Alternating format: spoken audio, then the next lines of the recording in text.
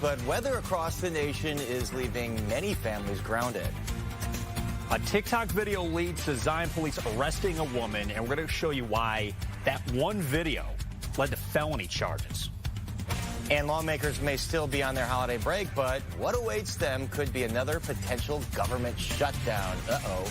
A raging debate on health care. Good afternoon. Terrence and Sylvia are off. I'm Para Schutz. And I'm Brett Pagansky. Thanks for being with us today. And we're going to start with some breaking news right now. Multi-semi-trucks caught fire this afternoon in East Dundee. Yeah, Sky Fox was over this scene, a parking lot on Healy Road.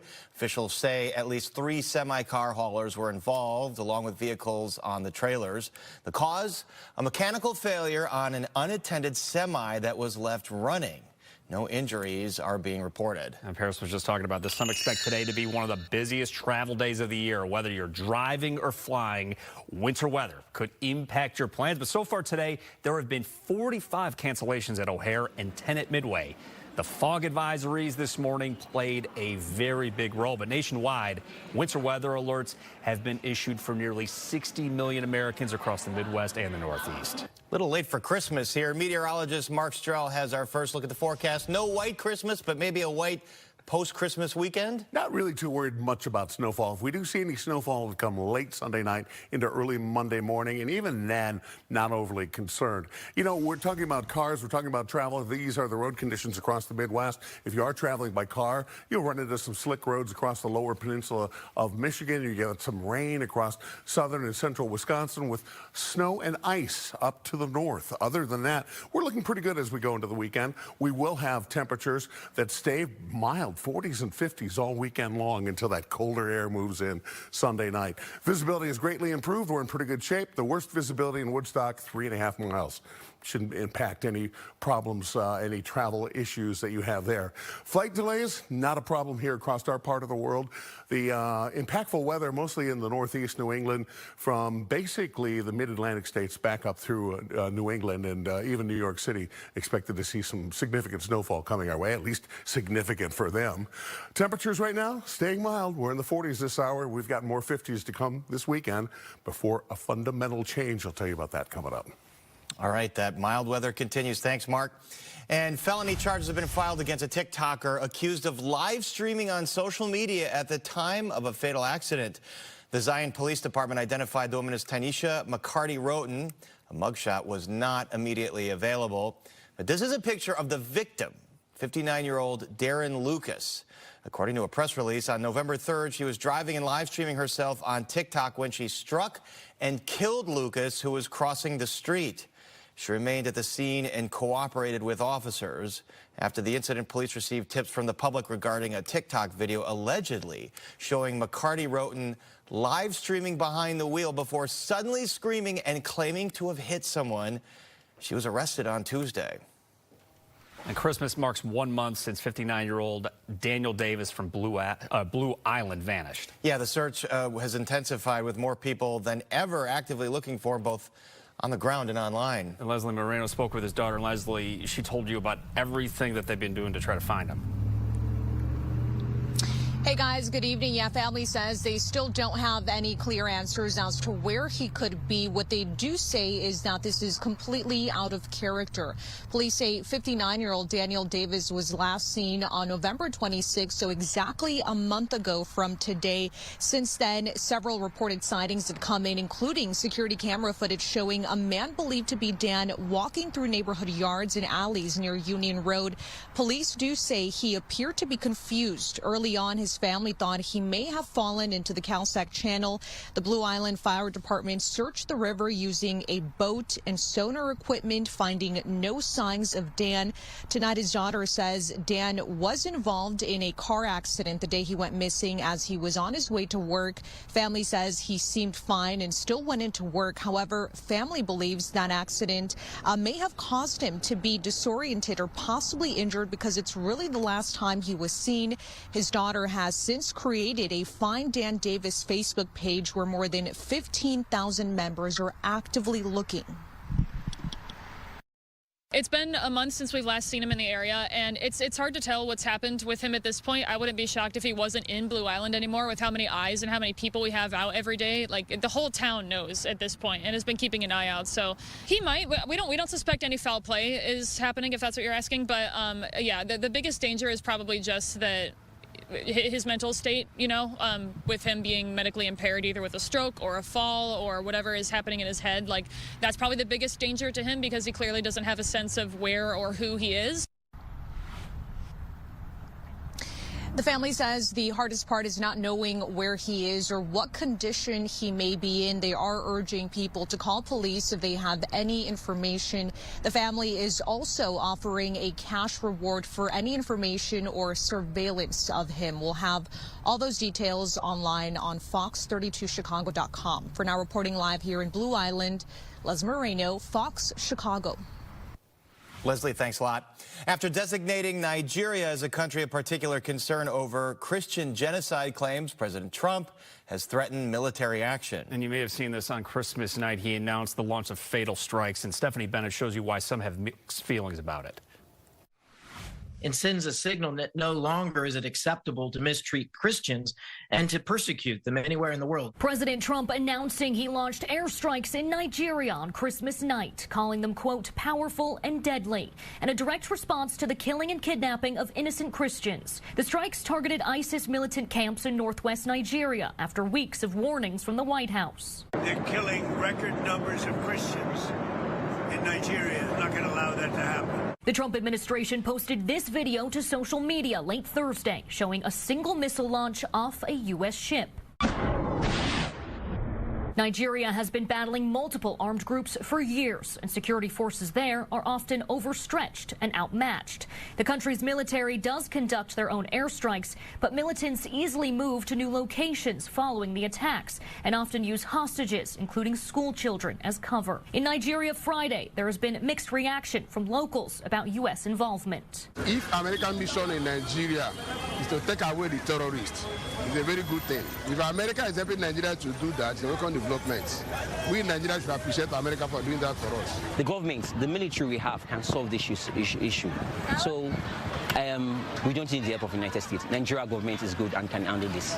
Prior to the strikes, the Trump administration put new visa restrictions in place against Nigeria in the wake of the killings. In London, Stephanie Bennett, Fox Chicago.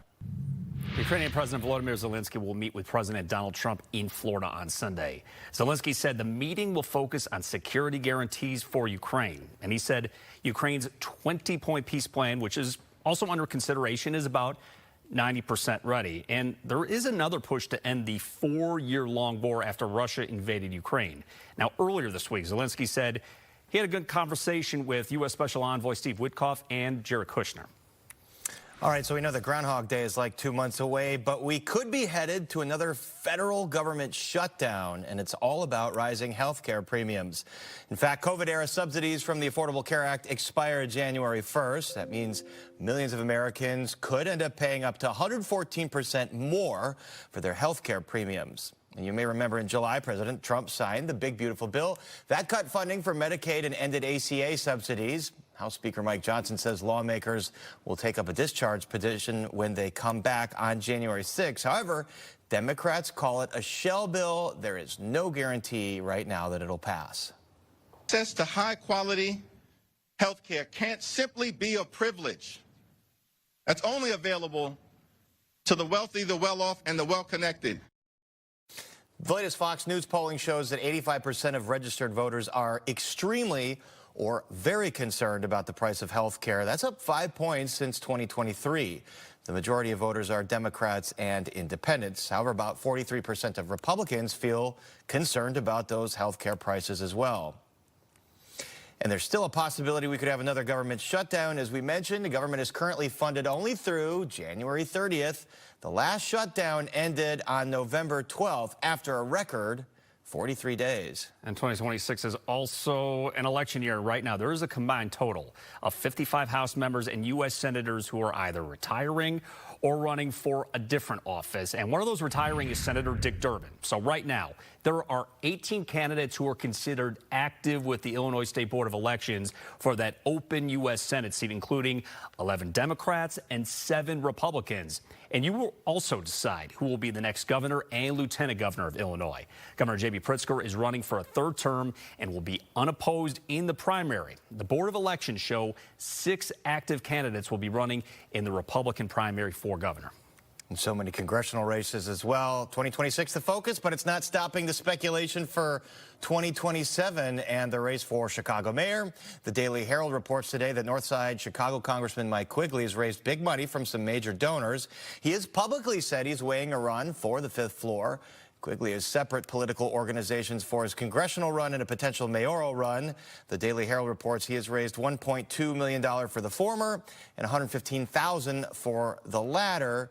Now, Quigley did not return a message seeking comment today. We've also learned, according to state election records, that Joe Holman, who is the only declared candidate in that race right now, has donated $400,000 to himself, which means the caps are off in that race. Per law, there are no limits on campaign contributions. So this 2027, in addition to 2026, going to be quite a scene. And there was also speculation of who may have been also running for mayor. There was even talk a while ago that Rahm Emanuel may be running again, but not for mayor. Not for. I think for president is what he's been kind of jockeying for. But you never know. Maybe he'll pull a little switcheroo at the last minute. Never know what's going to happen here. All right, we were talking about politics for a little bit, but we also got to talk about sports. The Northwestern Wildcats are looking to end their season with a bowl game win. Yeah, that's something the Cats have done with some success recently. Cassie Carlson joins us with the latest. Cassie. Yeah, they haven't lost a bowl game since 2015, so 10-plus years, and they are playing in their 2nd bowl game in the last 3 seasons,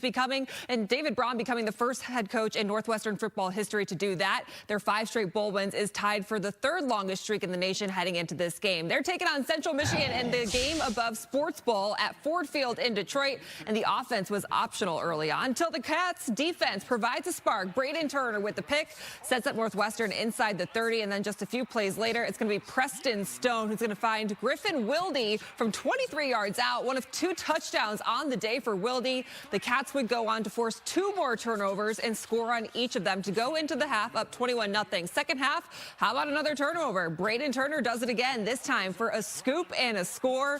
Northwestern forced 4 turnovers on the day, and it led to 27 of their 34 points as they rout Central Michigan 34-7. And with that, the Wildcats win their 6th straight bowl game, and David Braun becomes the first Northwestern head coach to win each of his first 2 bowl games. Paris. All right, Cassie, that's a way to enter the new year and the new stadium, the new Ryan Field next year. Exciting times for the Cats.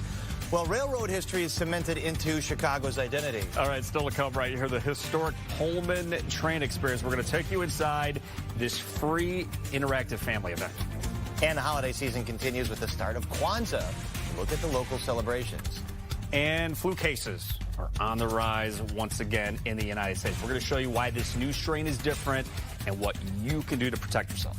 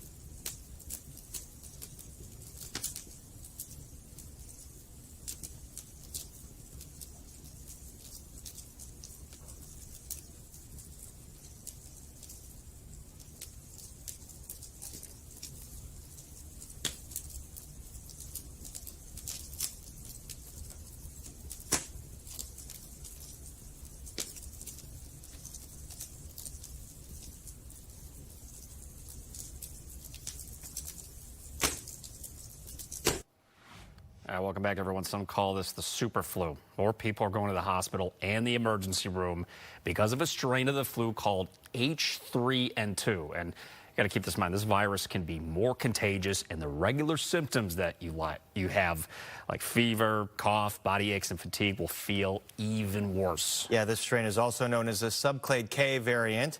Dr. Nicholas Moore joins us now via Zoom. Thank you, doctor, so much for taking this time to enlighten us on this. What exactly is the subclade K variant?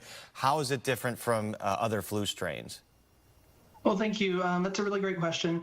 Just keep in mind, it is still influenza A virus, and there's a lot of different types of influenza A. Commonly, we see H1N1 or H3N2. And flus, viruses, as they're replicating, kind of acquire and develop mutations. And that is really how this particular variant or subclade K came into existence. So, doctor, some people are looking at this flu as feeling much different than some of the flus that we've had in the past. Just on your end, are you seeing even more severe symptoms and complications compared to some past flu seasons? So we aren't seeing any differences in terms of severe symptoms or complications yet. What we have been seeing, though, are more cases of influenza activity that have peaked more sooner in the typical respiratory season than normal. Typically, we see cases peaking in late January, early February, but we're seeing a lot more heightened influenza activity now. You know, Brett and I were just talking about this. We've seen this go through the newsroom. A coworker had symptoms for several weeks. So what should people watch for that may signal that this is a more serious case? You know, some of the symptoms of more severe influenza or in which complications can arise if you have symptoms that persist for more than 5 days, such as cough or worsening cough, or maybe a fever that defervesced or went away and has come back. Certainly if patients start to see or experience shortness of breath, chest pain, more persistent or unusual headaches, or changes in mental status, those can all be signs of more severe influenza infection. And Doc, you said something that really jumped out at me. You said that the typical flu usually peaks in the month of January, but we're seeing it right now. So what is this going to mean for the rest of the flu season? Are we going to be experiencing a much longer flu season than usual? It's possible that we'll see a more prolonged influenza season. We'll just have to kind of wait and see how it unfolds. But we do look to see what happens in the southern hemisphere, and they have still been reporting cases of influenza outside of their typical respiratory season. You know, there's a lot of folks that are very diligent about trying to protect themselves from exposure, but are there any practical steps you would recommend right now for children, for families, for older or infirm patients to reduce their risk of exposure? Absolutely. And it's the same things that your physician and other public health experts will recommend all the time. And I think it's really critical to do that, especially now around the holidays when we're doing lots of gatherings. So just always remember to wash your hands very frequently with soap and water or with an alcohol-based gel or hand sanitizer.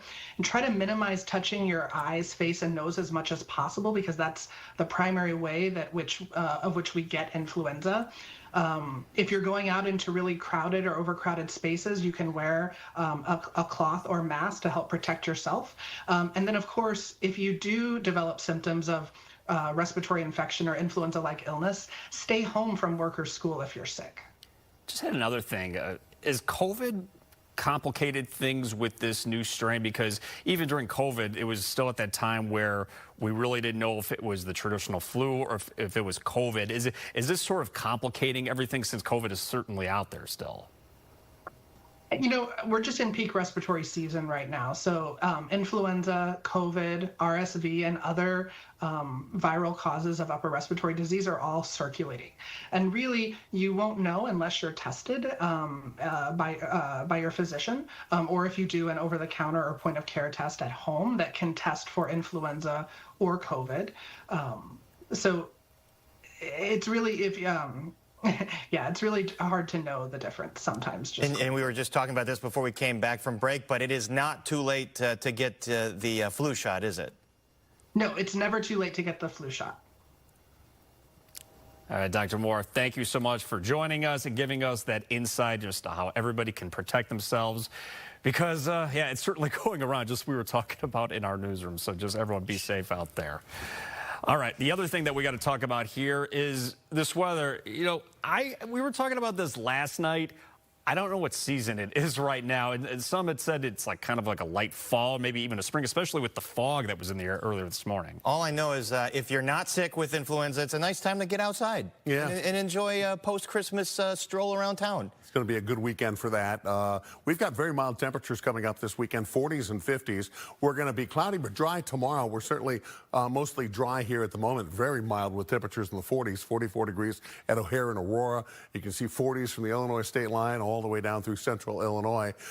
We do have some nasty weather off to the East Coast, though. If you are flying out, traveling to the east, we have some icing conditions across parts of Pennsylvania, upstate New York, and some snowfall moving into parts of New Jersey, New York City, and then back into New England eventually. But for us, our precip event, well, it's going to be some rainfall coming on Sunday. If we do see any snow at all in the 7-day forecast, it'll be at the very end of that rainfall event as some cooler air comes in. And at this point, not overly concerned about that, but we'll keep an eye on that Sunday night into early Monday morning. Well, temperatures in the 40s all night long, basically, here overnight tonight. Cloudy skies, we are dry. Futurecast keeps us in the cloud cover right here across Chicago and our entire part of the Midwest. That'll be true overnight tonight, throughout the day tomorrow. Very little sunshine in store for us. And then here comes some rainfall on Sunday. Looks like some decent rainfall totals. We could use it. We still are technically in a drought. And then on the backside, perhaps a little bit of light snowfall moving in. Again, Sunday night into Monday. We'll keep an eye on that. Now, after the weekend, we drop off pretty sharply as we enter into the new year. Daytime highs on Thursday. New Year's Day, temperatures only about 19 degrees, 20s otherwise. Then we warm up a little bit for the weekend afterwards. So that on again, off again schedule pattern for warm and cold temperatures, as you can see, it continues. All right, Mark, thank you so much for that. Well, happy Kwanzaa to everybody who celebrates. This is a week-long celebration that started today. Yeah, the tradition started 60 years ago to celebrate African-American culture. Now, each day of Kwanzaa is dedicated to one of 7 core principles. Today is umoja, or unity. Other principles include self-determination, collective work and responsibility, cooperative economics, purpose, creativity, and faith. A new candle is lit every day on a 7-branched candelabra. And on December 31st, participants take part in a feast. And here's a look at some local Kwanzaa celebrations. Got Malcolm X College hosting daily activities that are free and open to all ages. And tomorrow, the Black Star Project will celebrate in Bronzeville with live performances, Black-owned vendors, and giveaways. This event is also free. It's always good when it's free. All right, just ahead at 4:30, we have an update for anyone who has federal student loans. Yeah, and starting next year, the Trump administration will take action on borrowers that have defaulted on their student loans. The actions you may want to take. And right after the holiday season comes, yep, already? Tax. Yeah, I guess we're just, it's that time of the year where we're already, I know, it's one after another. And here's the deal, it's never too early to start thinking about filing your taxes, whether you like to do it or not. But we have some expert advice on how to prepare your taxes the best way coming up. I'll pay attention come March or April. Sorry, no, I'm such a procrastinator. All right, businesses are gearing up for the not-so-merry holiday returns. Which stores could cost you for giving gifts back?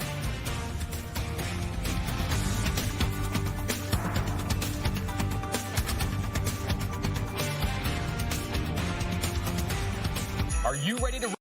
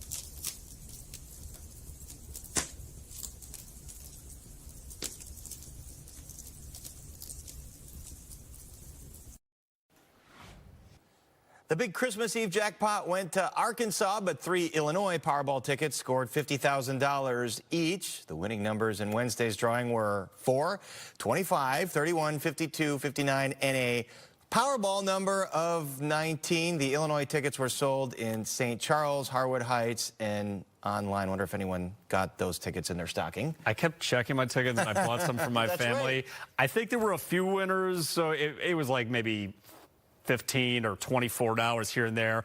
I'm not really sure that was the first time really playing the Powerball at that time. I got socks in my stocking, which is equally as welcome. Well, at least, you know, you get something that you can use every single year. Exactly. You know, we were just talking about this, whether you like it or not. We are just months away from tax day, but, you know, it's never too early to start preparing for tax season. Connor Hansen tells you what you need to get started and changes to the tax laws that could impact your return. Even thinking about doing your taxes can be, well, taxing. Taxes are no longer a one-day event on tax time, April 15th for an hour. It's a year-round event because people have complicated lives and new rules and law changes. It's those changes to the tax code that make doing your taxes even more complicated for the millions of taxpayers, according to Jackson Hewitt's Chief Tax Officer, Mark Stieber. The motion is adopted. And with the passage of the big, beautiful bill earlier this year, folks filing their taxes need to be aware of some of the changes, including new deductions for tips and overtime, a higher child tax credit, and additional deductions for seniors. Stieber says understanding the new provisions may help families avoid mistakes and be more prepared for filing season. If you're 65 or older on December 31st, you qualify for up to $6,000 per person in deductions, and that's not the old standard deduction increase for seniors. This is a new additional deduction. There's also a new deduction for people who have tips, up to $25,000 in deduction if you have qualified tips. If you have overtime as a part of your compensation, new $12,500. If you bought a car and it was assembled in the United States and you borrowed money, up to $10,000 in deductible loan interest. So you want to make sure you do it right and don't take something that's not yours, but you also don't want to leave it off because the IRS is just not going to send you more money. You leave it off, stays off. So how do you get started? First of all, you want to be organized. You want to have last year's information. You want to have documents and information related to this year, not just your income statements and your W-2s and 1099s, but anything that can impact your tax return. Things like life changes, new job, new side hustle, adopted or had a child, moved, got married, got divorced. Good records mean more deductions, which means lower taxes. To avoid tax time errors, Stieber recommends familiarizing yourself with the new tax rules, knowing which deductions you qualify for, and if you are unsure about which credits to claim, turn to a trusted tax professional. In New York, Connor Hansen, Fox News. Our thanks to Connor. I'll check out that story again in March. Anyway, still to come on Fox Chicago, it's the newest version of Monopoly. Yeah, get this. It is called the Naperville edition of Monopoly, and the creators need your help. What do you want on the board? What do you think should be featured? Don't pass Deal Road. Don't collect 200. I don't know. Don't break into Naper Settlement. I mean, that's a great Naper Settlement. I think that should be on the board as well. Absolutely. These keys represent the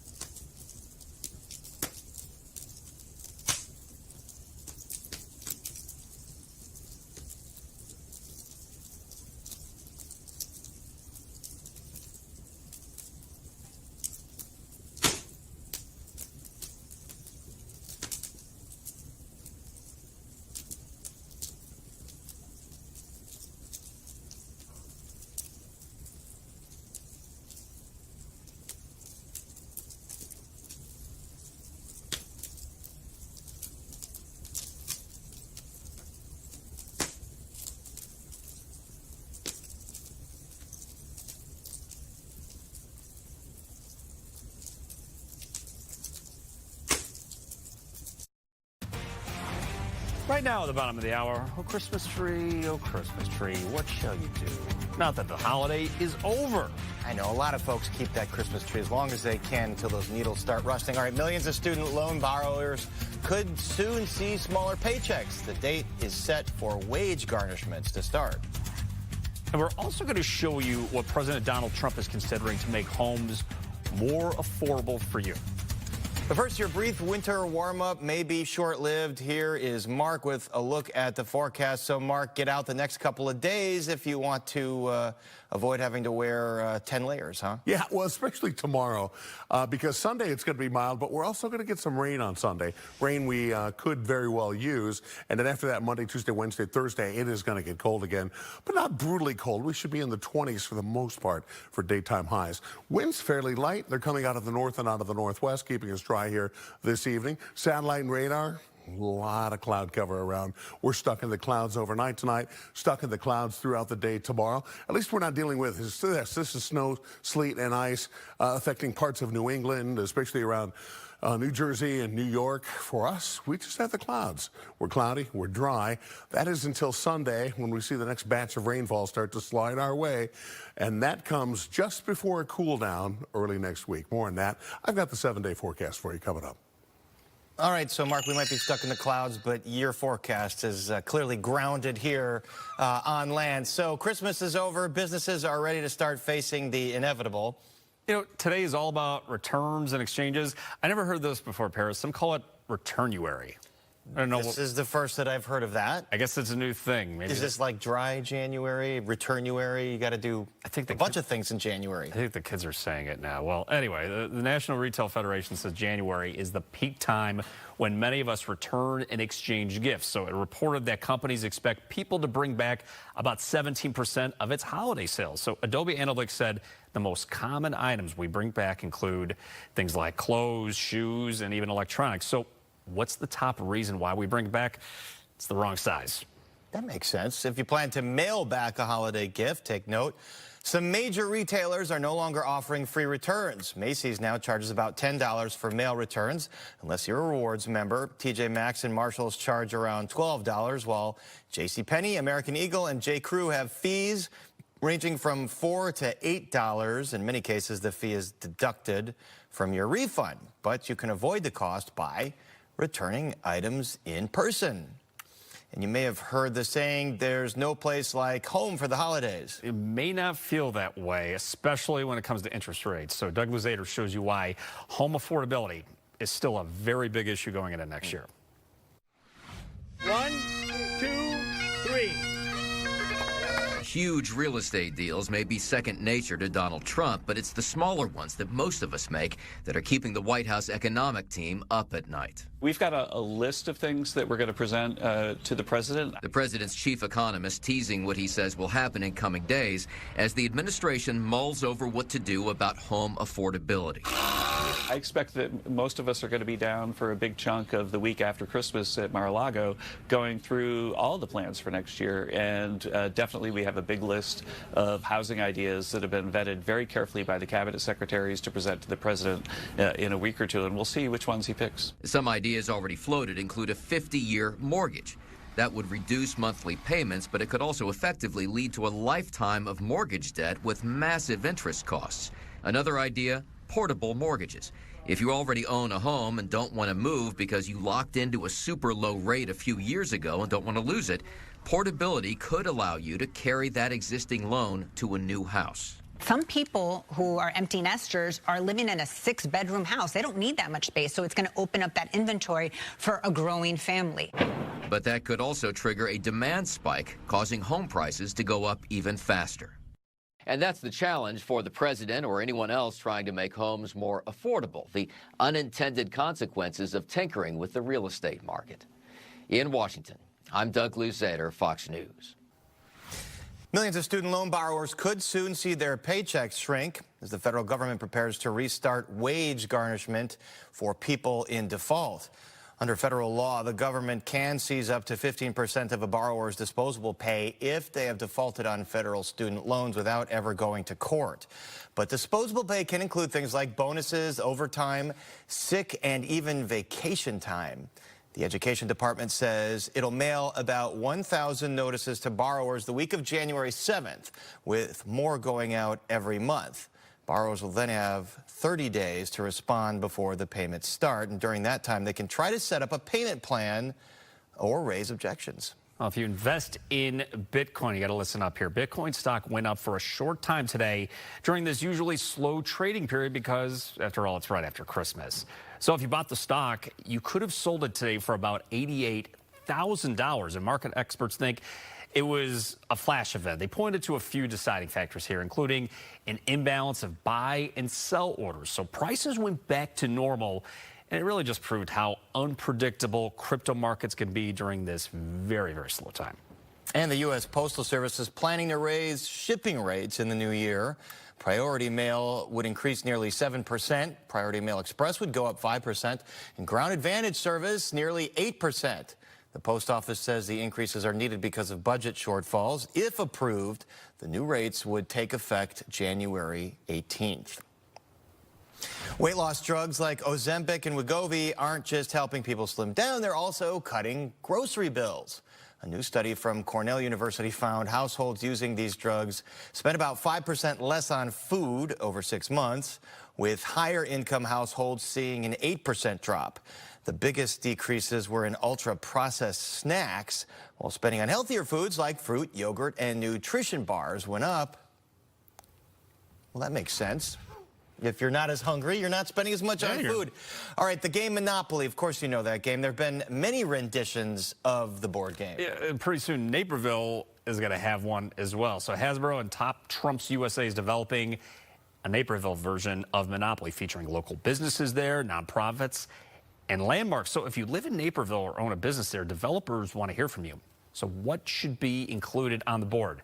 So the nominations are now open until March 6th. So there's an online application open as we speak on the Top Trumps website. And you can also email your ideas at naperville@toptrumps.com. I already had one idea. You got to put the Naper settlement on there. 8th grade class trip. We learned a lot about American history there. Absolutely. Or North Central College. That's another landmark there, right? Another institution. Division III college. Yeah, really good cross-country and track team. Very good distance runners there. All right. We'll get those submissions in for the great town of Naperville. And still to come for us, giving used Christmas trees more life after the holiday season. All right, so looking for something to do with your kids this weekend. So we have a look at the new Pullman model train exhibit. And here's the deal. It's free. It's all for the kids. Plus, it will be red, white, and blue New Year's Eve. After the break, a look at how this New Year's Eve ball drop is taking on a patriotic hue. Save big money at Menards.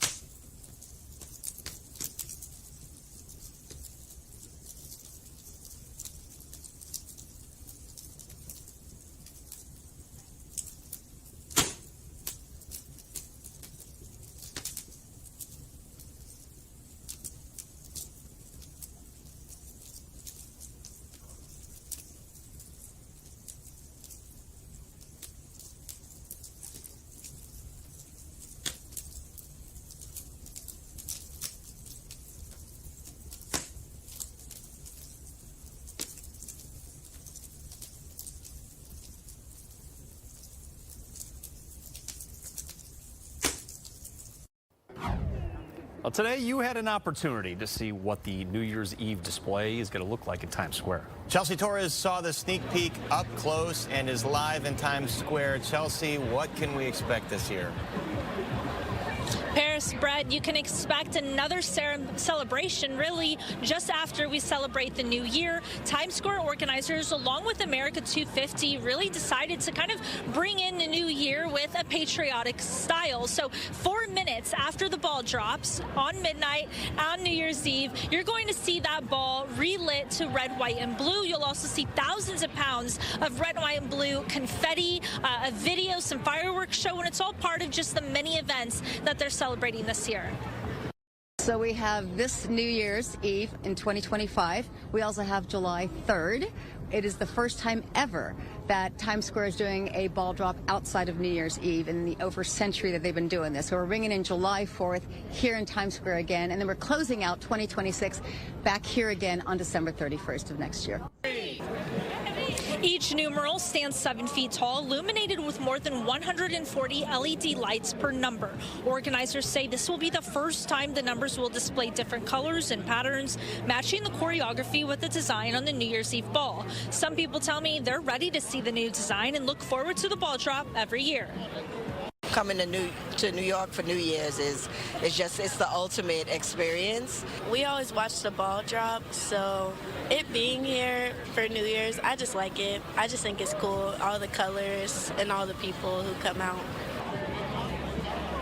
With just days away until the big New Year's Eve celebration, crews are already setting up platforms, benches, and seating because organizers anticipate about 1 million people in and around Times Square on December 31st. Paris, Brett, back to you.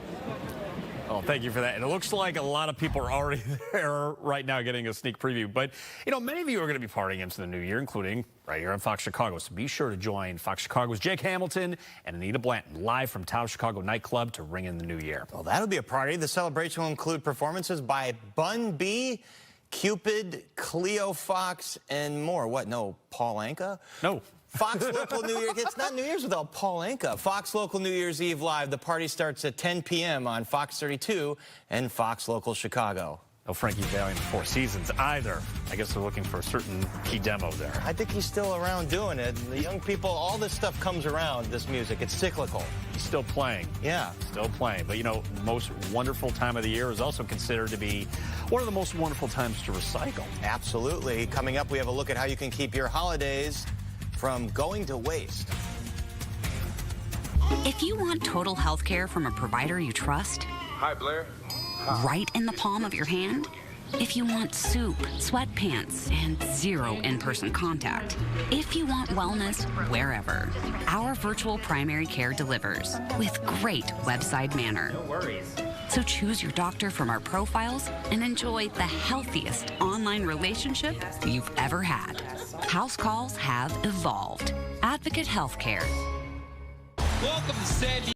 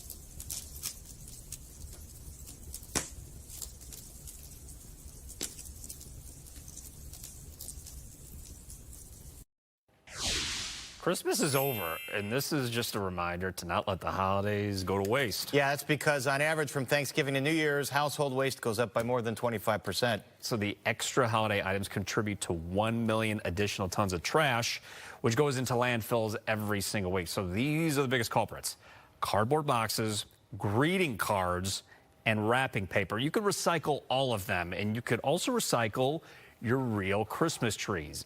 In the United States, we buy nearly 25 to 30 million Christmas trees every year, and if you repurpose them, it can make a huge impact. It will cut down on waste and promote environmental sustainability.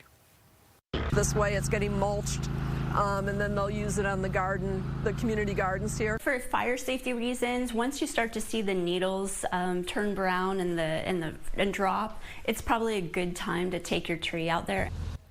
Yep, that's a good sign to do that. And you can take advantage of tree recycling programs in your area, and they're free. But keep this in mind, there's different pickup dates and rules depending on where you live. So in Chicago, drop-off locations will open citywide on January 3rd. So you got to wait a little more time. So that gives you just some more time to remove all your decorations and lights. You have to get them off before you go and go and recycle your tree. Just keep those humidifiers operating, and you can get, what, another couple weeks out of those trees, Mark, before the needles start just falling off and cluttering up the floor? You just might be able to, right? If you got a fresh one and you give it proper care. You know, I used to live in Wisconsin, and it was not uncommon for the neighbors to get all the Christmas trees together and then put them out on the lake and sink them, and that would make a reef for new fish. See, that's fascinating. Yeah, that's really good. Everybody has their ideas. Sometimes they'll recycle and make mulch out of them. Then they'll go to different community gardens and go to the forest preserve. So there's a lot of different uses out of it. Yeah, and that's one of the reasons you don't really have to feel bad about cutting down a tree,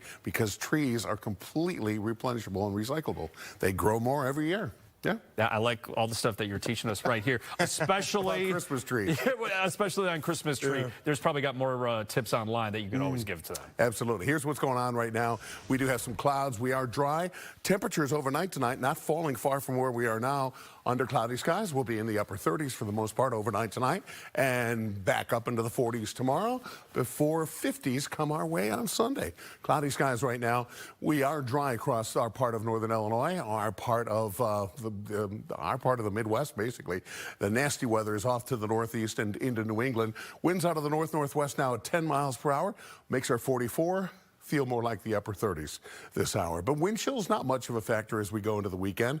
That will change coming up this next week with daytime highs in the 20s. And I think there are going to be some windy conditions kind of picking up as we go into the early part of the week. Temperatures mid-40s around Chicago this hour. We're in the mid-40s most locations. And we are dry here, but cloudy. Here is where the nasty weather is. A lot of ice across parts of central and western Pennsylvania. If you're eastbound on Interstate 80, you're still going to deal with that across much of central Pennsylvania. And a lot of snowfall across New England, parts of the mid-Atlantic states. Our forecast then for tomorrow, look for mostly cloudy skies. If you're going to get out and maybe take down some of those decorations, or if you just want to get out and, stroll around the forest preserve, 45 tomorrow. Not bad, well above average. 55 on Sunday. The only deal with Sunday is it's going to be pretty wet.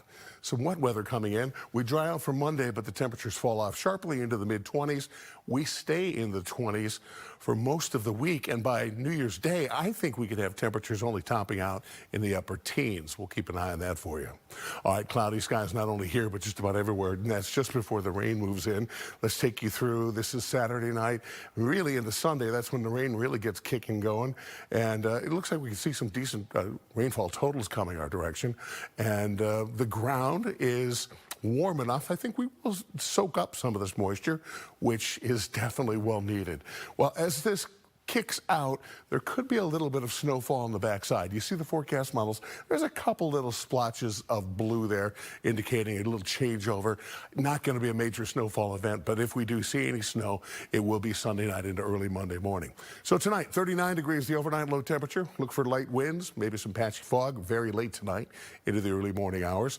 Tomorrow, a lot of cloud cover, temperatures of 45. Southwest winds begin to pick up a little bit through the afternoon, 10 to 15 miles per hour later in the afternoon. So 40s to 50s, mild conditions this weekend, wet on Sunday. On Monday, if we do see any snowfall, it'll be very early in the morning, probably around sunrise. Temperatures of 25. I think most of the day is going to be dry on Monday. Tuesday, 27 degrees, 28 degrees for New Year's Eve. New Year's Day, some sunshine returns, but look at this, 19 for the high temperature. We're 20s on Friday, and after that, looks like we could very well warm up again coming up next weekend. We'll be right back.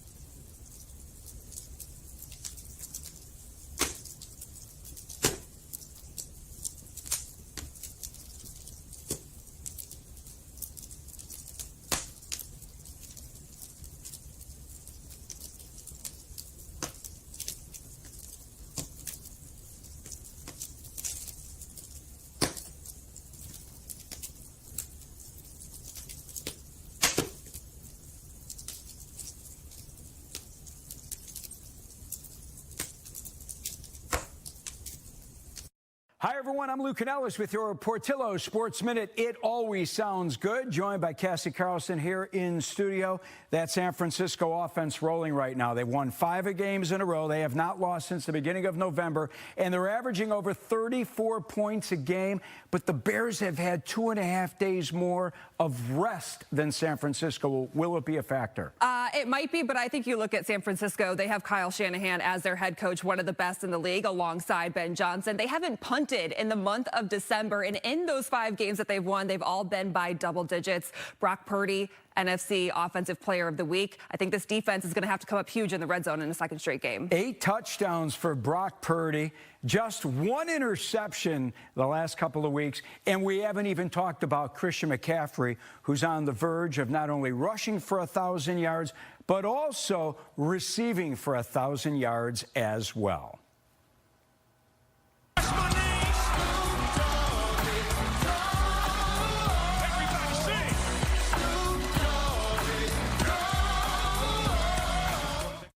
And people are talking about this on social media. Snoop Dogg is trending tonight after his NFL halftime performance on Netflix. He had a Christmas concert, remember, featuring an introduction from his longtime friend, Martha Stewart, and performances by the stars behind the K-pop Demon Hunters movie, Lainey Wilson, and Andrea and Matteo Bocelli. Yeah, that was on during Christmas dinner, and I had to do a double take. Is that Andrea Bocelli and Snoop Dogg there? What an amazing spectacle. Great performance. Snoop Dogg, look at that. He hasn't lost a step. All right, mark your calendars. Brookfield Zoo is offering free admission from January 5 through February 28th. Holidays are the exception. This includes Martin Luther King Day and President's Day. You can find more details on the zoo's website. Hopefully, families. Yeah, hopefully it's not when it's snowing like that, too. Yeah, I mean, that bull there, or that buffalo is a little warm right now, I think, with all that fur. Families are also invited to check out a new 3-day celebration of the Pullman rail cars. So you can see it for the first time tomorrow. It's an interactive experience with model trains and Lego building sessions. And best of all, it's free. Photojournalist Stefan Ward gives us a sneak peek. We have HO trains, O-gauge trains. We have the Polar Express train. We got freight trains and we got metro trains. Young people will learn by having model trains. They learn electricity. They learn a little bit of architecture. They learn some engineering, and they have fun doing it. Now, when that turns yellow, you can go, okay? It's different than sitting at home on a tablet. We have a whole table of interactive things for young people to do. They can press the button and they can see log cars going up and down. They can see milk cars bringing the milk out. Pullman wouldn't be here if it wasn't for train travel. I mean, it's in our neighborhood, and like for us, Pullman's like a very magical town. Like being here at the exhibit, you see how the movie The Polar Express was basically based off of the old Pullman factory, and you see a lot of the architecture. It's very significant to this neighborhood. I like the design and models of the trains. It looks pretty cool. When I control the trains, you can control the speed. My responsibility is keeping the dream alive. What I do is I maintain these trains and make them operative so everybody can enjoy all the accessories that are like 50 to 70 years old and stuff, and keep them going so they can enjoy their parents' experience. And that's my main goal, is to keep the dream alive. That is so cool. What a great thing to take the kiddos to. If you want to check out the historic Pullman model train experience, it starts tomorrow and runs through Monday at the Pullman Exhibit Hall on 111th and Cottage Grove. The News at 5 starts now. Another big game for the Chicago Bears this weekend. The team can take another major step forward if they beat the San Francisco 49ers Sunday night. The search intensifies for a Blue Island man who disappeared last month. We hear from his family. And as many travel home from their Christmas gatherings, the warmer than usual weather is going to continue. Thanks for joining us at 5 o'clock. I'm Brett Baginski. And I'm Paris Schutz. Weather is first at 5. Mark Strell, no white Christmas, no white post-Christmas. Just a lot of mild weather and perhaps a good time to get out and walk off those Christmas calories. Yeah, especially coming up tomorrow. We've got temperatures in the 40s.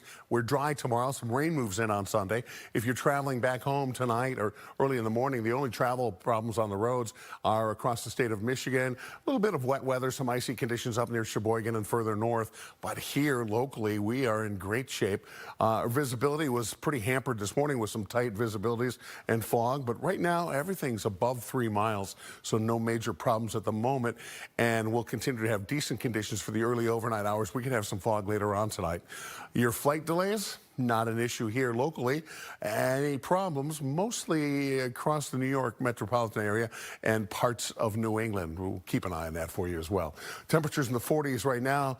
The only cool spot, 39 degrees on the square at Woodstock, and that's not even that cool compared to, you know, what it normally is like this time of year. Temperatures overnight tonight huddling about where they are now. Temperatures around 40 degrees, upper 30s. Not a lot of variance, and we stay mild tomorrow with 50s on Sunday. All right, the mild streak continues. Thanks, Mark. And Christmas marks 1 month since 59-year-old Daniel Davis from Blue Island vanished. The search intensified with more people looking for him as we speak, both on the ground and online. That's right. Leslie Moreno spoke with his daughter. Leslie, she told you about everything they're doing to try and find him. What did you learn? Hey guys, good evening. Yeah, the family says they still don't have any concrete answers as to where he could be. What they do say is that this is completely out of character for him. Police say 59-year-old Daniel Davis went missing on November 26, so exactly a month ago from today. Since then, several reported sightings have come in, including security camera footage showing a man believed to be Dan walking through neighborhood yards and alleys near Union Road. Police say he appeared to be confused. Early on, his family thought he may have fallen into the Calsec Channel. The Blue Island Fire Department searched the river using a boat and sonar equipment, finding no signs of Dan. Tonight, his daughter says Dan was involved in a car accident the day he went missing as he was on his way to work. Family says he seemed fine and still went into work. However, they believe that accident may have caused him to be disoriented or possibly injured, because that's really the last time he was seen. His daughter has since created a Find Dan Davis Facebook page where more than 15,000 members are actively looking for him.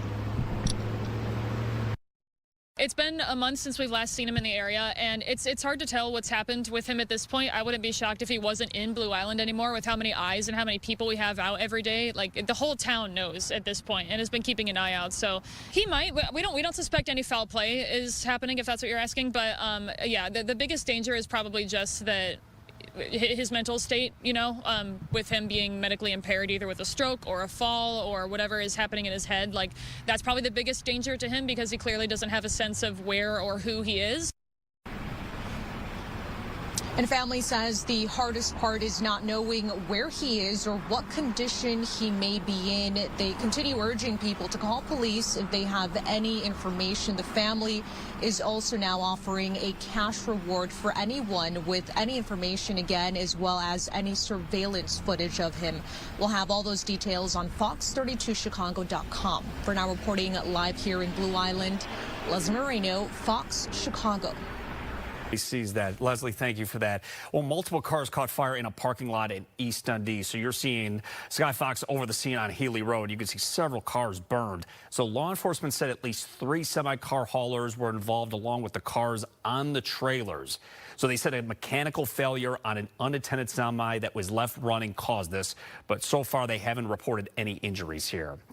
There is a woman who is now facing felony charges after authorities accused her of hitting and killing a pedestrian in Zion while she was live streaming on TikTok. So Zion police identified the driver as Tanisha McCarty-Roten. So officers arrested her Tuesday.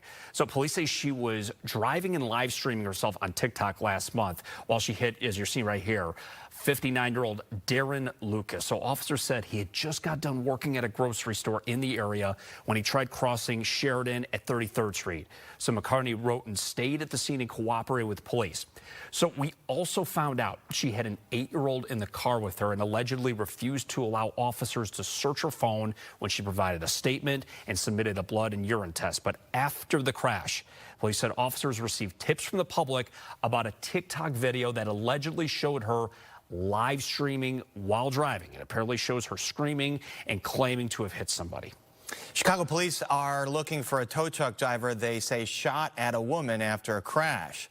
CPD says this happened in the 800 block of North LaSalle at around 3:50 this morning. Police say a tow truck driver rear-ended a woman's SUV.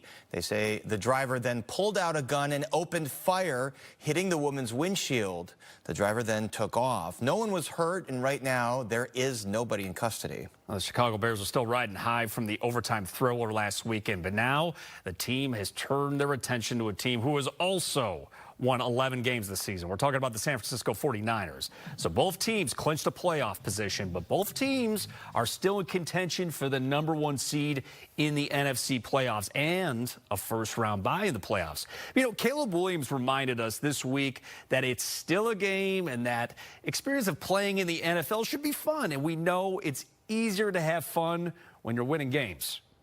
I've been having fun even through the tough times. You know, it was fun to be able to be in the position that I'm in. Very grateful for the position, but you know, being able to win games this year and win games the way we have, and you know, win some big games, primetime games, and things like that. I think it's been really enjoyable, and the most joy comes from honestly coming into that locker room and you know, seeing everybody smile. That's always, you know, the joy of it is that moment when you walk into the locker room, everybody's happy, everybody's cheering, everybody's dancing, and for all the hard work that we put in, that I put in, that we all put in personally, the sacrifice that we make to be able to have those moments, yeah, that's joy. And we were all happy after that last game. So our coverage of the Bears and 49ers Sunday begins with Bears Game Day Live at 9:30 a.m. Anthony Herron, Cassie Carlson, Tina Nguyen, and Lou Canellis will have you covered for 90 minutes leading up to Fox NFL Sunday. And after the game, be sure to head over to Fox Chicago for full post-game reaction and analysis on Bears Game Night Live. A lot riding on this game.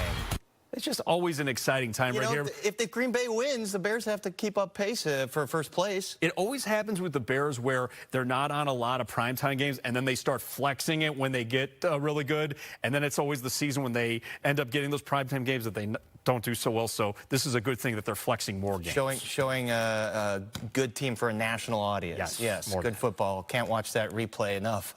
President Trump announcing he launched deadly strikes against ISIS in Nigeria on Christmas night. So the president talked about this before, saying ISIS militants are killing more Christians in Nigeria. And Stephanie Bennett shows you why there's mixed feelings about these latest U.S. airstrikes. And sends a signal that no longer is it acceptable to mistreat Christians and to persecute them anywhere in the world. President Trump announcing he launched airstrikes in Nigeria on Christmas night, calling them, quote, powerful and deadly, and a direct response to the killing and kidnapping of innocent Christians. The strikes targeted ISIS militant camps in northwest Nigeria after weeks of warnings from the White House. They're killing record numbers of Christians in Nigeria. I'm not going to allow that to happen. The Trump administration posted this video to social media late Thursday, showing a single missile launch off a U.S. ship. Nigeria has been battling multiple armed groups for years, and security forces there are often overstretched and outmatched.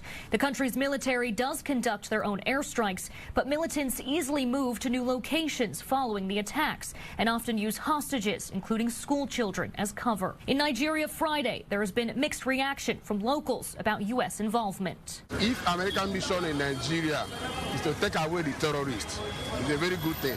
If America is helping Nigeria to do that, it's a welcome development. We in Nigeria should appreciate America for doing that for us. The government, the military we have can solve this issue. So we don't need the help of the United States. Nigeria government is good and can handle this.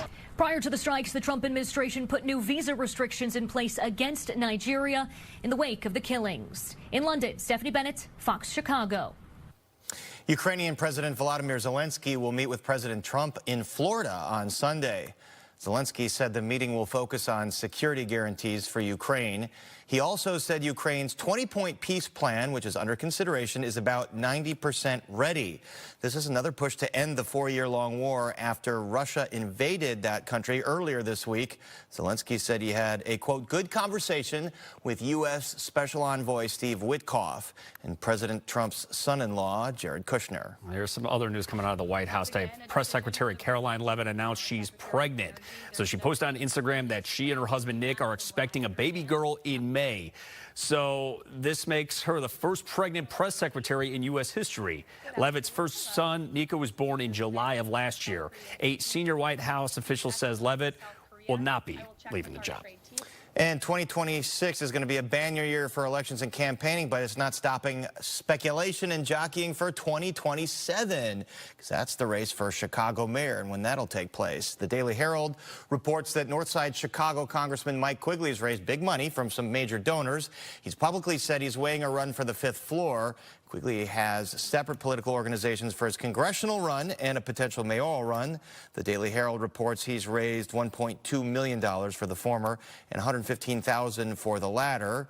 Now, the only declared candidate for mayor is Joel Holberg, an entrepreneur who just recently deposited $400,000 into his race. So that race is going to be heating up in the next year, along with many others. It's going to be very interesting who decides to enter the race, especially after the year that we've had here in Chicago. I think the dominoes will start falling maybe after the March primaries. Then you'll see sort of the 2027 mayoral race start taking shape. Yeah, it's like a temperature check, if you will.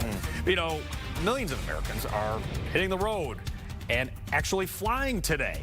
It's all after the Christmas holiday. And why it could get even busier this weekend. That's next. I'm on vacation.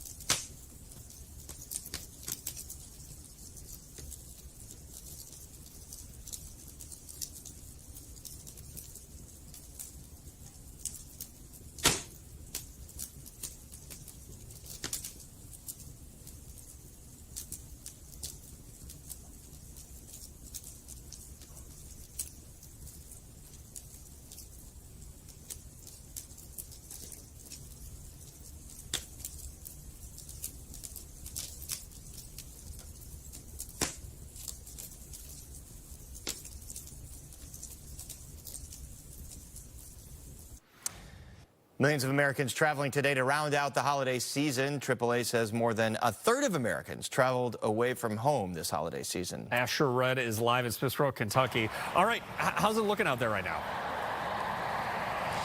Well, Brett and Paris, when you go up to Buc-ee's from a distance, you look at the parking lot. It's big enough. It never really looks that busy. And then you get in, no matter what time of day it is or what location it is, it's always going to be a madhouse in there. And that's exactly the story of this Buc-ee's behind me. This one is off of Interstate 65, which, as you guys know, is the main connector for folks traveling from Nashville, Tennessee through Indiana and then up to your neck of the woods in Chicago. I think we left early enough. We left last night around 9 p.m., I think. So we're halfway through, more than halfway through. We're on the last little stretch of it, so I think we'll be all right. I came from Indiana, so I'm going down to Nashville, so about 4.5. But I know the traffic's going to come because people are traveling for the holidays. AAA says 109 million people drove to their holiday destinations this year. 8 million flew, and nearly 5 million either took a Christmas cruise or got on a train. Now, folks driving today might notice cheaper gas prices, and that's because AAA says the national average is around $2.85 a gallon, which is about 20 cents cheaper than last year. Nick Ewan with the Points Guy, a travel website, says today and tomorrow could be the busiest travel days of the holiday season. Ewan says you could avoid the headache altogether just by getting out the door earlier. So on the roads, anytime you can leave prior to 9 or 10 o'clock in the morning to try to beat that early rush, traffic is generally just going to build up more and more as the day goes on. When it comes to flying, early flights also generally going to be the better option. And if you're flying before the new year, TSA says that Sunday could be the busiest travel day for the rest of the holiday season, with nearly 3 million passengers trying to get home from their Christmas trips. Back to you. All right, thanks very much. And for those Christmas trips and travel plans, it's not going to be that rough out there on the roads weather-wise, is it, Mark? Hey, that guy was at a Buc-ee's. That's one of my favorite places in the world. You get the nuggets there are really good. Have you ever been to a Buc-ee's before? I have. I mean, it's just, you know, they've got the funniest billboards all the way from between here and Florida as well. We need more Buc-ee's around here. They have good beef jerky there as well. They do. All right, here's what's going on. Yeah, you know, our weather's pretty good here. We've got pretty solid conditions. We're in the mid-40s here this hour. We're going up into the mid-50s coming up tomorrow. I should say on Sunday. Tomorrow's actually back in the 40s again. But we've got a lot of clouds around today and tomorrow. We've got clouds on Sunday, but this time, Sunday looks pretty wet. So, yeah, we've got 55 degrees, but you will need a December umbrella for your activities there on Sunday. By Monday, we dry out, but look at those temperatures. They drop off as well. Cloud cover overspreads the entire region, but at least we stay dry coming up overnight tonight and through the day tomorrow before that wet weather starts to move in late Saturday night and throughout the day on Sunday. And, yeah, we could use a little shot of rainfall. And since the ground is not quite as frozen as it normally would be with these mild temperatures, you know, we got a pretty good chance of absorbing a little bit of that moisture. Well, here's your forecast for tonight. We're down to 39 degrees for the overnight low temperature. We will have some fog overnight tonight, but these are pretty mild temperatures for this part of winter. They're really pretty mild temperatures for any part of winter. 39, 45 tomorrow. Winds out of the southwest at 5 to 15 miles per hour. And your 7-day forecast, we go from the 40s into the 50s on Sunday, but a lot of moisture around on Sunday. Sunday night into early Monday morning, we could have a very brief transition over into some snowflakes, a few flurries around, maybe even a little bit of icing conditions, but that's still a couple of days off. We'll see if that actually manifests, if it actually materializes, but we will drop off to 25 degrees on Monday, 27 degrees on Tuesday, 28 degrees on New Year's Eve, and then a cold day coming up for New Year's Day. Temperatures of 19 degrees. Sunshine returns, and we're back to 25 degrees on Friday. After that, right now, guys, it looks like the signal for warmer temperatures is back on for next weekend. All right, so a little bit of a dip there late next week for New Year's, and Christmas is over. Bummer. But the city of Chicago is offering to help you get rid of your real Christmas trees. Starting January 3rd, you can drop off your real Christmas tree, not fake, real, at one of 27 recycling locations in Chicago. And keep this in mind, you have to remove your decorations and light from the tree before you recycle it. If you go to chicagorecycles.org, you can find a recycling location near you. And happy Kwanzaa. It's that week-long celebration, and it started today. It's pretty exciting. So this tradition started nearly 60 years ago to celebrate African-American culture. So each day of Kwanzaa is dedicated to one of 7 core principles. Today is Umoja, or unity. Other principles include self-determination, collective work and responsibility, cooperative economics, purpose, creativity, and faith. So somebody will light a new candle every day on a 7-branch candelabra. And then on December 31st, everyone who participates takes part in a feast. So this is pretty exciting. All right, so here's a look at some of the Kwanzaa celebrations from our area. Malcolm X College is hosting daily activities that are free and open to everyone. And then tomorrow, the Black Star Project will celebrate in Bronzeville. There's going to be some live performances, some Black-owned vendors and giveaways. And this event, in case you're wondering, is also free. All right, let's talk some sports. I'm Kessie Carlson. Michigan has landed their new football coach, plus Caleb Williams didn't think Ben Johnson liked him at first. Well, it turns out some of Johnson's best friends thought the same thing when they first met the Bears head coach. We have that story and more next in sports.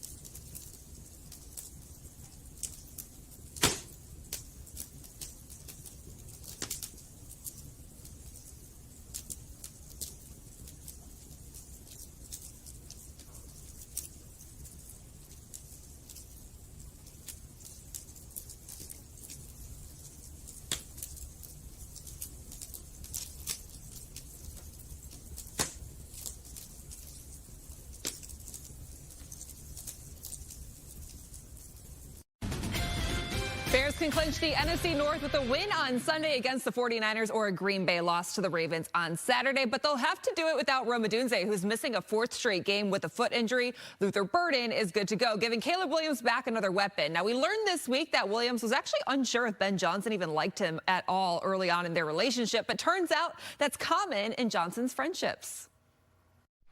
Yeah, I would say probably a lot of my closest friends would tell you the same thing. So, I think of a guy that was in my wedding. One of my best men was Drew Petzing, who's the coordinator for Arizona. I think he would tell you the first 2 months that we were together at Boston College, we didn't say a whole lot to each other, but it's just kind of how it is sometimes. You know, I treat Caleb like I do the rest of the guys. I love all these guys, and comes from a good place. I just want them to become the best player that they can be and grow as men as well. So I think he understands that, and we're at a good spot right now. We have much more Bears talk coming up tonight on Bears Blitz as we discuss more about the relationship between Johnson and Williams and how that can translate into wins. Then on Chicago Sports Tonight at 6:30, Lou is joined by the Scorer's Chris Emma from Hallis Hall and Carlos Rodriguez, who hosts the 49ers pre- and post-game shows. Well, as we mentioned before, the Bears could clinch the NFC North with a Green Bay loss to the Ravens Saturday night. And the news today is that the Packers actually downgraded Jordan Love to out with a concussion against the Ravens. So Malik Willis will start in his place. place. Now, Lamar Jackson listed as doubtful with a back injury for the Ravens. Tyler Snoop Huntley is their backup. On the hardwood, Bulls looking to get back to 500 and extend their winning streak to 5 tonight as they host the 76ers. It's game 1 of 6-game homestand. Josh Giddey coming off his 7th triple-double of the season, looking for his 8th in one of the Bulls' nationally televised games. Tip-off is at 6:30. Well, it's bowl season in college football, and David Braun has his Wildcats playing in their second bowl game in the last 3 seasons, becoming the first coach in Northwestern football history to do so. Their 5 straight bowl wins is tied for the 3rd longest streak in the nation heading into this game. They were taking on Central Michigan in the game above Sports Bowl at Ford Field out in Detroit. The offense optional early on, and that's until the Cats defense provided a spark. Braden Turner with a pick sets up Northwestern inside the 30, and a few plays later, Preston Stone finds Griffin Wilde from 23 yards out. That's one of 2 touchdowns on the day for Wilde. The Cats would go on to force 2 more turnovers and score on each of them to go into the half up 21-0. Second half, how about another turnover? Braden Turner does it again, this time for the scoop and score. Northwestern forced 4 takeaways on the day, and it led to 27 of their 34 points as they rout Central Michigan 34-7 to win 6 straight bowl games, as David Braun becomes the first Northwestern head coach to win each of his first 2 bowl games. Meantime, Michigan has its man, hiring Kyle Whittingham as their new head football coach. Reports it's a 5-year deal for the 66-year head coach. Now, Whittingham spent 21 seasons at Utah, where he went 177 and 88 overall. He announced earlier this month he was stepping away from Utah, but not retiring. That's it for sports. We'll be right back. Toyotathon is still on. Start fresh.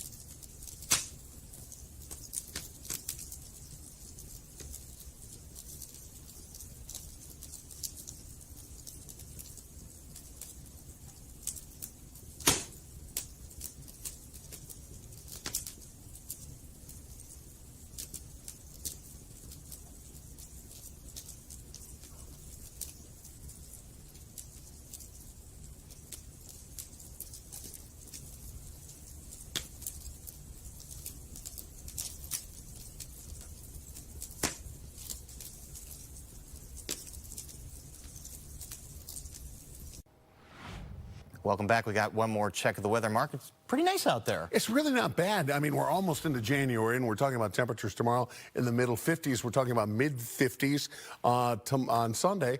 A shot of some rainfall on Sunday, and after that, we start to cool off again. Temperatures in the 20s and even the teens coming our way as the new year rolls into Chicago. All right, it's a good time to get out and work off some of those Christmas calories. Maybe you're going to be walking to the airport because you're going on the road to Santa Clara. Santa Clara. Right. Bears need a win, clinch the division. Week 18 then won't matter. I want the Packers to win. I guess I'm diabolical because I want the Bears to have a lot to play for on Sunday. You're a season ticket holder. Why would you say that? Well, because and I also want to go to the game against Detroit and have it mean something too. But I think it's probably going to be all decided by then, right? It might be, and I don't think that Dan Campbell will let the Bears off easy. No, absolutely not. Make the most of your season during the Kia